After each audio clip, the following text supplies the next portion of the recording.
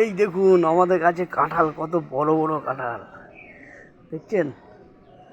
এই দেখুন, এই দেখুন কত বড় বড় কাঁঠাল। দেখুন কি মিষ্টি জানেন। এই দেখুন এটা পেকে ফেটে গেছে,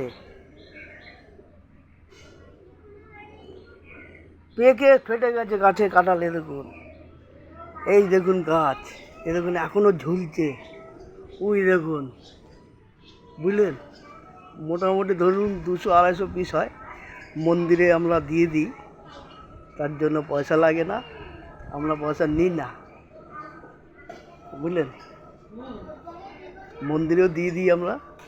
আমাদের এখানে পয়লা বৈশাখে কীর্তন হয়, তাতে কি আমরা ইঁচড় দিয়ে দিই। এই গাছ